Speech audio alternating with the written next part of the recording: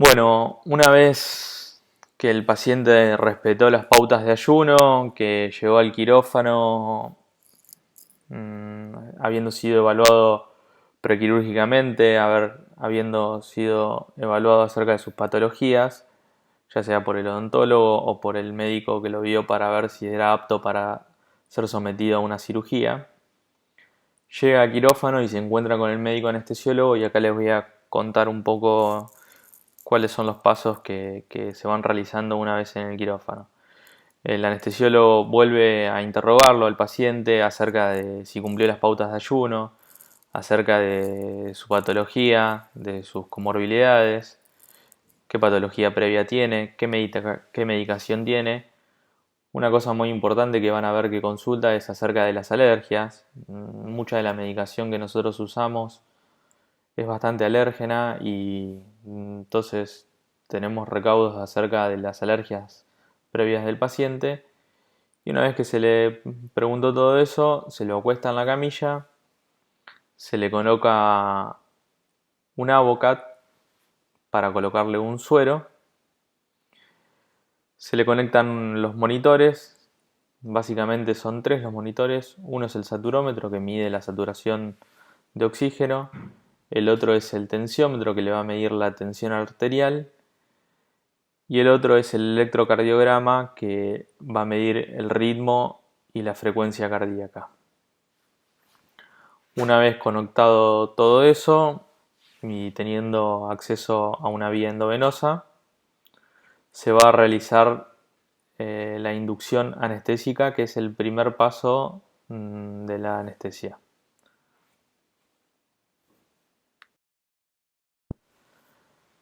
Ya les había hablado de la hipnosis, de la relajación muscular y de la analgesia. Todas esas cosas se producen en el momento de la inducción. Nosotros inducimos al sueño al paciente, le damos analgesia. La analgesia no solo va a ser para que ustedes operen y el paciente no sienta dolor, sino que la laringoscopía es una maniobra muy dolorosa.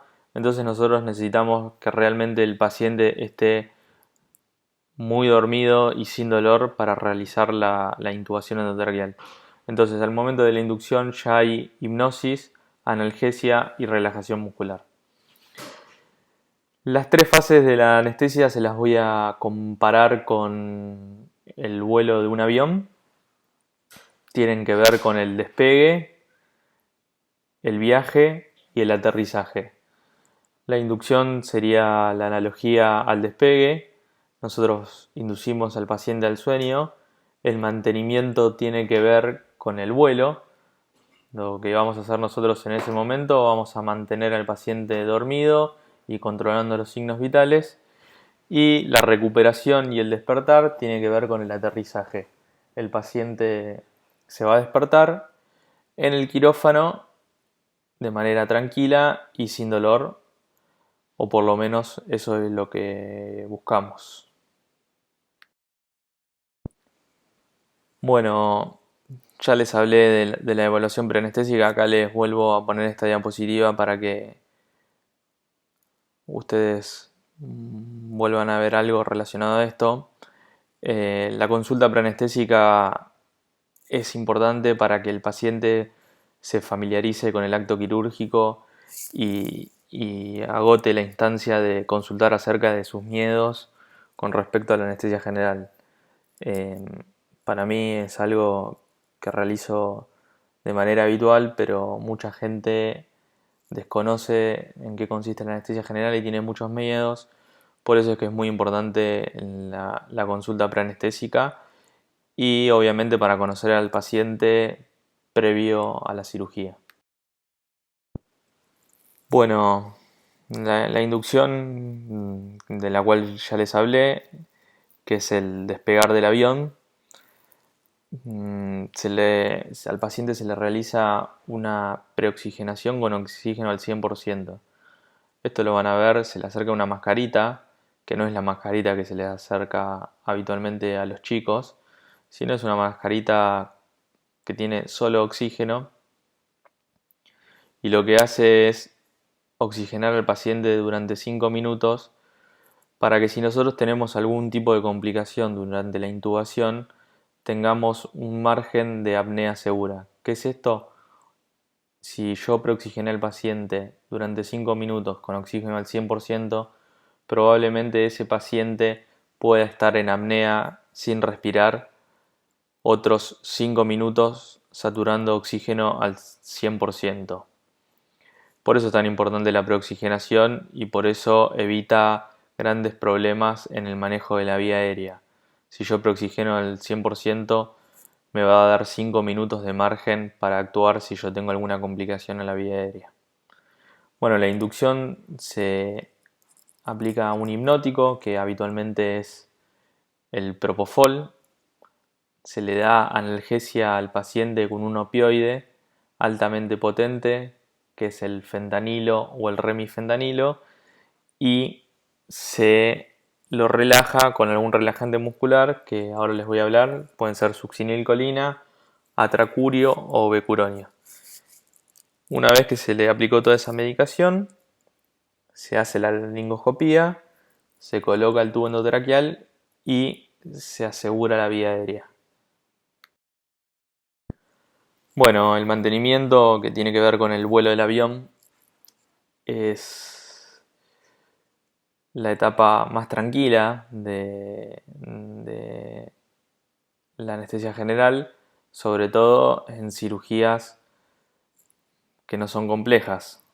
En cirugías donde existe riesgo de sangrado o existen maniobras que descompensan al paciente, esta etapa suele ser bastante movida, pero bueno, como les venía hablando de la cirugía odontológica, el mantenimiento en la anestesia general de la cirugía odontológica suele ser un momento muy tranquilo, siempre y cuando el paciente no se extube o el paciente tenga algún tipo de complicación intraoperatoria. Es una etapa de mantenimiento y de vigilancia donde nosotros controlamos los parámetros vitales de los cuales ya les hablé, la saturación de oxígeno, la presión arterial y el ritmo y la frecuencia cardíaca, y mantenemos a través de drogas la hipnosis, la analgesia y la relajación muscular, pensando estrategias para el manejo del dolor posoperatorio. En este momento vamos a tomar conductas para el manejo del dolor posoperatorio. Vamos a usar una medicación que nos permita pensar que el paciente se despierte sin dolor, pero que se despierte y empiece a ventilar y a respirar por sus propios medios y esté conectado con el medio.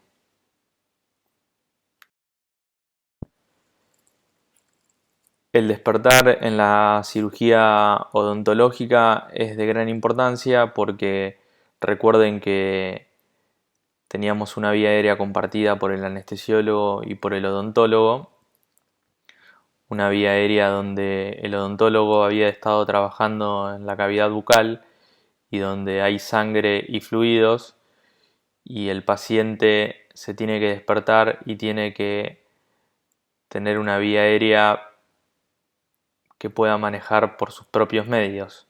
Entonces, siempre en el despertar de este tipo de cirugías hay que estar seguros de que el paciente puede defender la vía aérea y puede deglutir, y que no va a haber ninguno de estos fluidos que va a ingresar a los pulmones, pudiendo generar algún tipo de neumonía aspirativa. El paciente se tiene que despertar sin dolor, lo más tranquilo posible, y teniendo en cuenta que muchas de las medicaciones que usamos durante la inducción y el mantenimiento puede deprimirlo. ¿Qué significa esto? Que el paciente no respire o que esté dormido o que se despierte relajado. Entonces hay que estar seguros de que el paciente esté despierto, no tenga dolor, que ese manejo del dolor con opioides le permita respirar por sus propios medios, y que el paciente no esté relajado, porque si el paciente está relajado va a estar despierto, no se va a poder mover y por ende no va a poder respirar.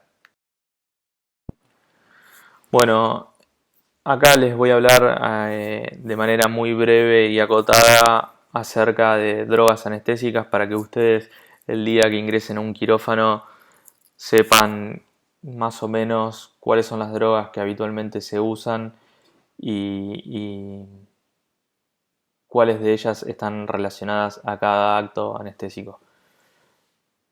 Les había hablado de la hipnosis, de la analgesia y de la relajación muscular. Les voy a hablar a grandes rasgos de las drogas que se usan para este tipo de cosas. Hipnosis, que ya habíamos hablado que era la generación de sueño, de que el paciente esté dormido, que no significa ni que esté relajado ni que no tenga dolor. La hipnosis habla solo del sueño.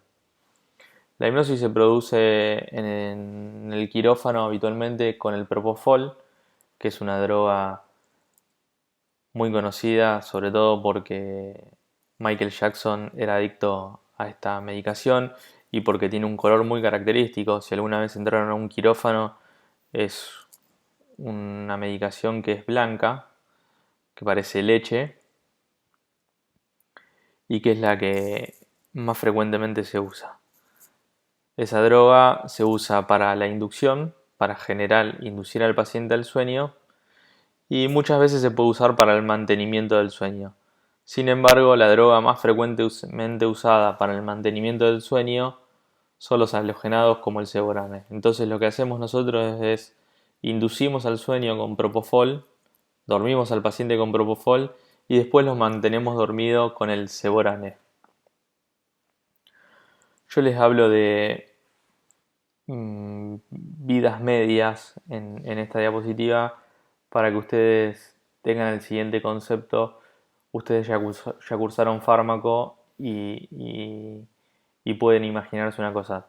Todas las drogas que nosotros usamos tienen que ser drogas que tengan vidas medias bastante cortas y predecibles, que en la medicación que usamos no se acumule, porque si no sería muy difícil después despertar al paciente.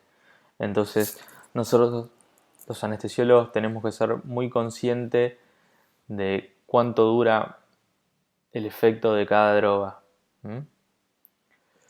Bueno, después les voy a hablar de la analgesia. En la analgesia es un grupo de fármacos bastante amplio, pero bueno, en la anestesia general les quiero destacar el uso de opioides. Los más usados son fentanilo, remifentanilo y morfina. El fentanilo y el remifentanilo son opioides que tienen vida media corta, entonces son opioides que se van a usar para el propio acto quirúrgico, en el intraoperatorio. En cambio, la morfina es un analgésico que se va a usar para el dolor posoperatorio. Nosotros no vamos a usar morfina para que el paciente no sienta dolor en la cirugía, sino para que el paciente no tenga dolor en el posoperatorio de esa cirugía. Y obviamente en este grupo de analgésicos también entran los AINES, los esteroides.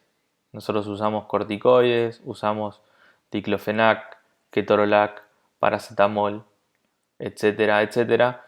Todo para aportar fármacos que nos ayuden en el manejo del dolor posoperatorio.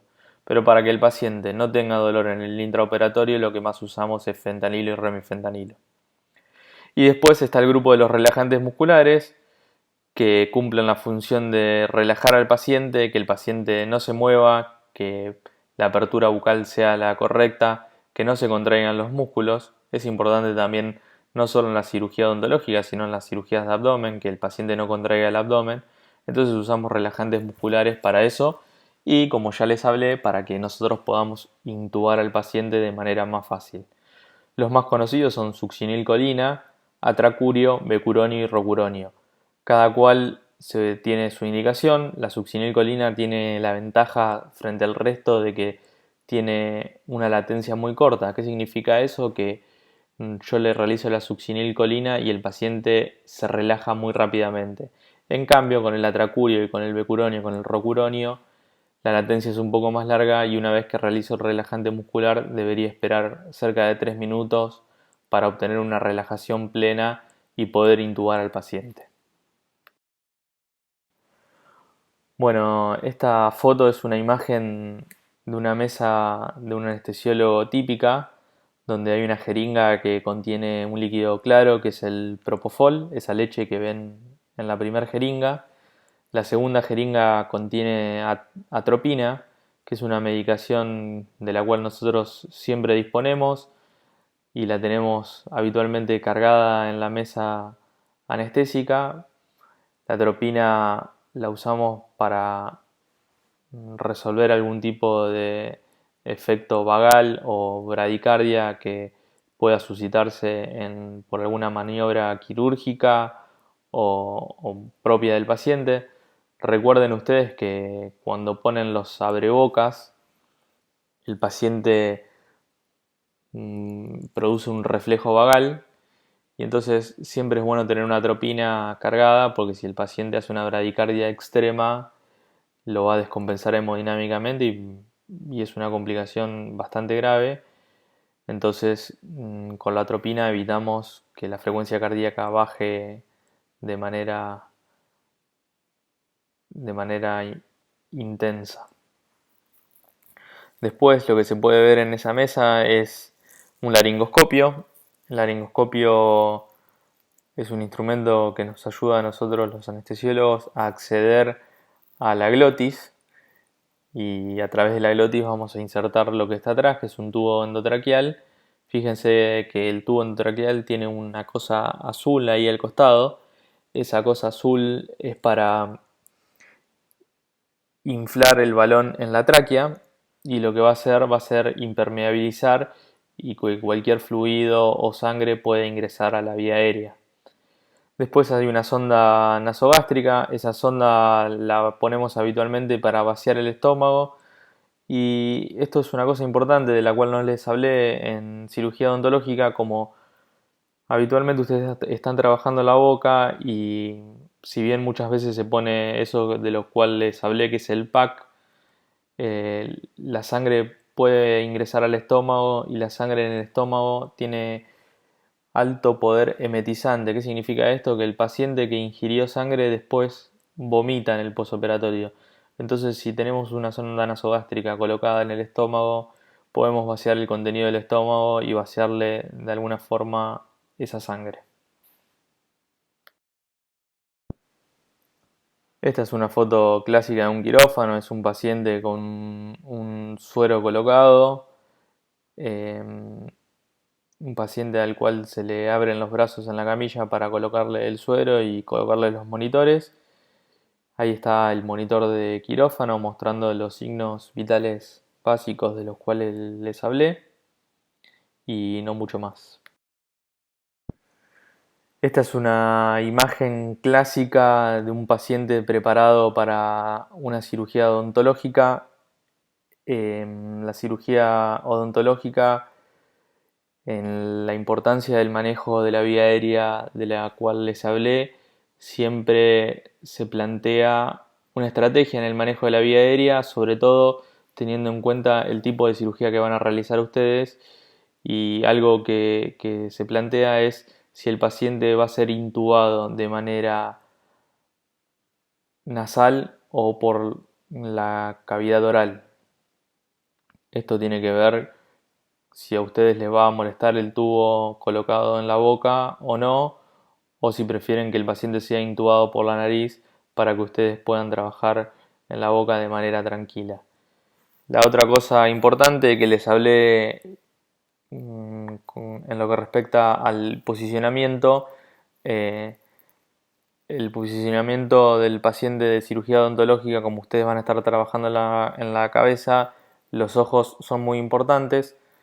Siempre hay que hacer una buena protección ocular. Es una complicación rara, pero no tan rara, que el paciente desarrolle algún tipo de problema con la visión si estuvieron apoyados o si los ojos quedaron mal cerrados. Por eso siempre es preferible lubricar el ojo con algún tipo de gota o crema oftálmica y protegerlo de la mejor manera posible. La otra imagen que está ahí puesta el paciente se lo protege con apósitos en los ojos. Y bueno, y acá ven un paciente que está intubado por la nariz, donde se le realizaron unos puntos por la nariz para fijar el tubo. Bueno, acá en esta diapositiva les hablo del planteo acerca de la estrategia del manejo de la vía aérea nuevamente. Si el paciente va a ser intubado de manera nasotraqueal o de bucotraqueal, por la nariz o por la boca. Eso debe ser consensuado entre el odontólogo y el médico anestesiólogo antes de la cirugía. Eh, la intubación nasotraqueal es una intubación que por ahí técnicamente es un poco más difícil que la intubación bucotraqueal, pero cualquier anestesiólogo que esté familiarizado con este tipo de cirugía seguramente no va a tener ningún tipo de problema para realizar una intubación nasotraqueal, sobre todo teniendo en cuenta los dispositivos con los cuales se cuenta hoy en día para realizar diferentes tipos de intubaciones que ahora se los voy a contar. Nuevamente les hablo del pack faríngeo. El pack faríngeo hay gente que le gusta, hay gente que no le gusta. Yo les recuerdo que siempre que pongan un pack faríngeo, recuerden que está colocado el pack faríngeo y recuerden que hay que sacar el pack faríngeo porque no va a ser la primera ni última vez que el paciente se va a despertar con el pack faríngeo puesto. Obviamente, si el paciente está traqueostomizado o hay que realizarle una traqueostomía, eso se plantea previo a la cirugía. Son pacientes con una patología de cabeza y cuello que, que es muy severa y que muchas veces hay que plantear un acceso a la vía aérea que no tiene que ver con la intubación nasotraqueal y bucotraqueal, sino con un abordaje en la tráquea. Y obviamente si el paciente tiene antecedentes de vía aérea dificultosa o tiene alguna patología en la cual nosotros consideremos que el abordaje a la vía aérea va a ser muy difícil, siempre considerar una intubación con fibrolaringoscopía, que es una intubación un poco más difícil.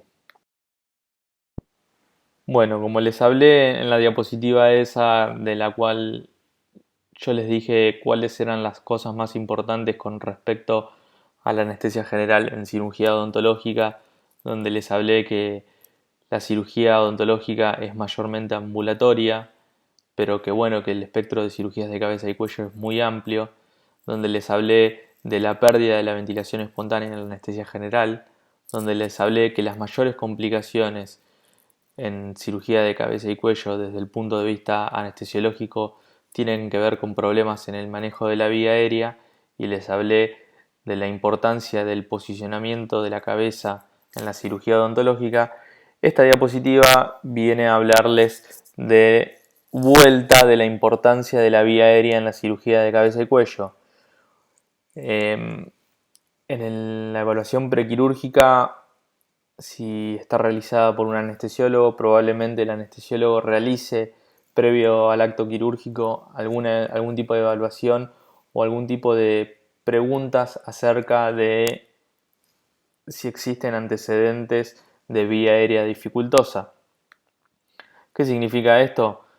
Preguntarle al paciente si alguna vez fue sometido a una anestesia general y si en esa anestesia general el paciente refiere que el médico anestesiólogo o su propio cirujano le dijo que fue difícil el acceso a su vía aérea. En general, el paciente que fue sometido a una anestesia general y que no pudieron intubarlo o que tuvieron complicaciones en la intubación, una vez que es despierto, el médico que lo trató le suele decir: señor, usted fue muy difícil de intubar, quiero que lo sepa, por si tiene algún tipo de intervención nuevamente, que le diga a su médico anestesiólogo que fue muy dificultoso o que no pudo ser intubado el paciente.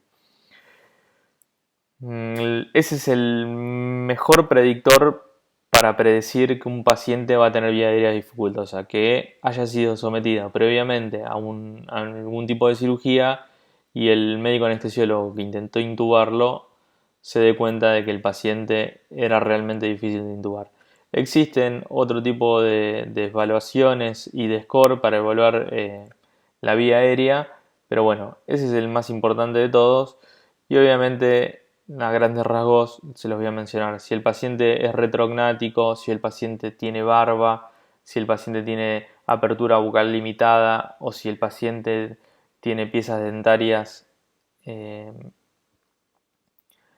dentarias que estén flojas o en mal estado, probablemente sean predictores para tener una vía aérea dificultosa. Existen hoy por hoy varios dispositivos, más allá del laringoscopio que les mostré en la mesa, esa anestésica que les mostré en la foto, que nos van a ayudar en el paciente que tiene vía aérea dificultosa.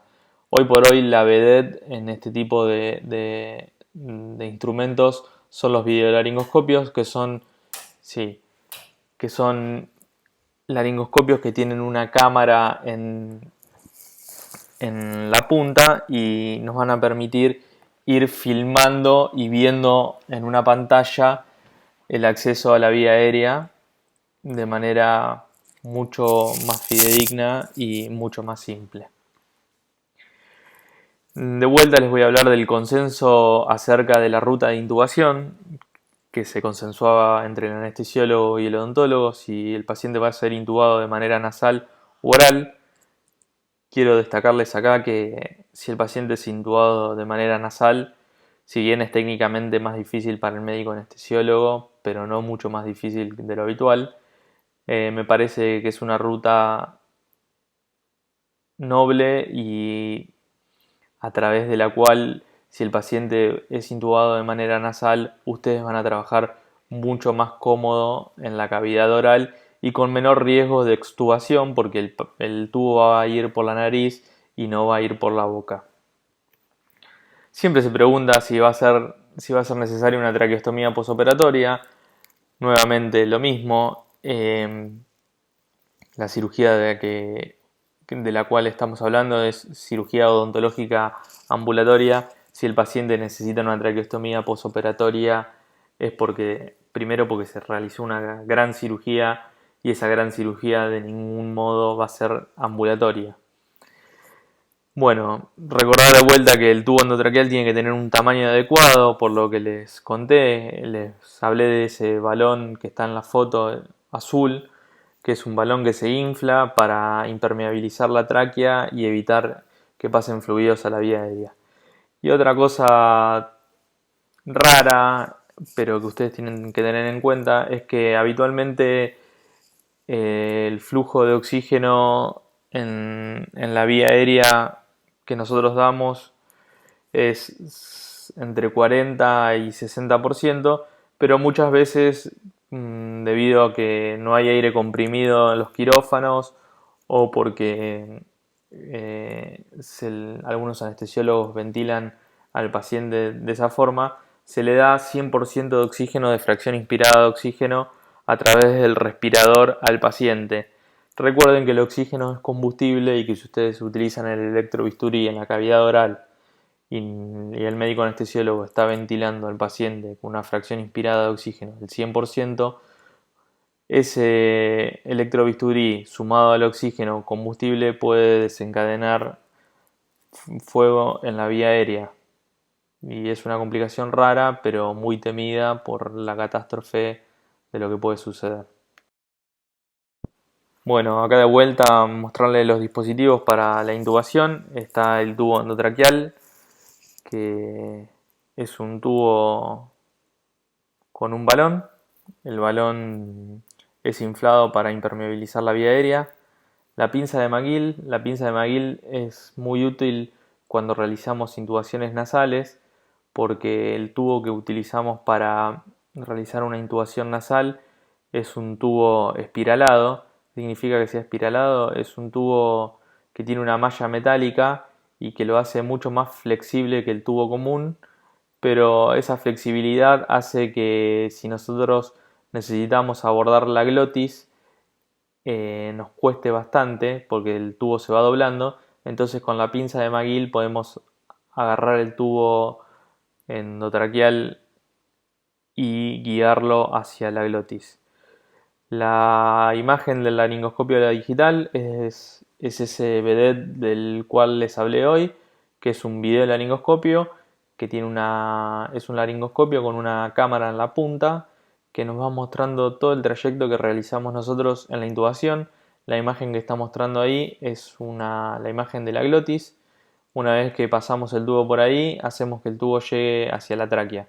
La glotis tiene una comisura posterior y una comisura anterior, y lo que ven ahí es la comisura posterior con las cuerdas vocales y la comisura anterior.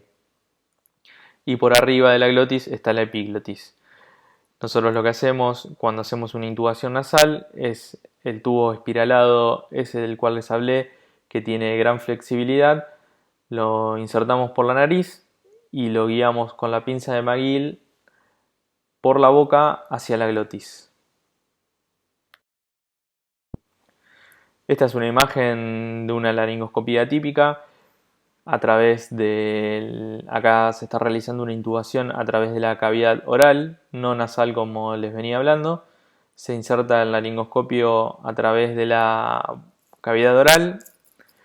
La maniobra consiste en insertar el laringoscopio hacia el pilar derecho de la glotis, con la mano izquierda. Una vez apuntado el pilar derecho de la glotis, se centraliza el laringoscopio. El laringoscopio tiene una rama que lo que hace es cargarse la lengua, o sea, sacar la lengua del medio de la boca y dejarnos vía libre para ingresar el tubo. El laringoscopio se inserta hasta un lugar que se llama la valécula. Una vez insertado en la valécula, hacemos tracción hacia el techo, y una vez hecha la tracción hacia el techo aparece la epiglotis, y por debajo de la epiglotis aparece la glotis. Una vez que encontramos la glotis, insertamos el tubo endotraqueal y lo hacemos llegar hasta la tráquea. Recuerden que por la bifurcación traqueal de los bronquios, muchas veces el tubo endotraqueal se puede ir para el bronquio fuente derecho. Entonces es muy importante que si nosotros colocamos el tubo endotraqueal esté situado a nivel de la tráquea, en el nivel adecuado para ventilar los dos pulmones y no ventilar uno solo. Este es un monitor clásico de quirófano donde se pueden observar los tres parámetros que nosotros monitorizamos habitualmente. Se ve el electrocardiograma en color verde y ese número 60 que está marcando la frecuencia cardíaca. Se ve una onda de electro donde está la onda P, el QRS y la onda T del electrocardiograma. Se ve un saturómetro que nos va a marcar la saturación de oxígeno del paciente. Ahí está marcando 98 y nos está marcando también el saturómetro 60. La frecuencia cardíaca puede ser marcada por el electrocardiograma o por el saturómetro. Y después tenemos un valor rojo que dice 120/75, que lo que nos está mostrando es la presión arterial. Como les hablé, una de las principales complicaciones en la cirugía de cabeza y cuello suele ser las complicaciones en la intubación. Cuando nosotros prevemos que va a haber una complicación en la intubación y que el paciente tiene una vía aérea dificultosa, muchas veces la conducta que adoptamos es planear una intubación con fibrobroncoscopio, que es el gol estándar para las intubaciones dificultosas. Lo que se realiza es una fibrobroncoscopía, se le mete un fibrobroncoscopio por la nariz o por la boca al paciente, y el fibrobroncoscopio nos permite acceder a la glotis de manera mucho más sencilla que con un laringoscopio, que muchas veces es muy difícil en este tipo de pacientes, sobre todo si tiene algún tipo de tumor o apertura limitada de la vía aérea o algún tipo de retrognatia o dientes prominentes. Bueno, acá les dejo la bibliografía que utilicé para realizar la clase. En la próxima diapositiva les adjunto mi mail y si quieren realizar consultas me pueden escribir tranquilamente. Espero haberles sido claro y muchas gracias.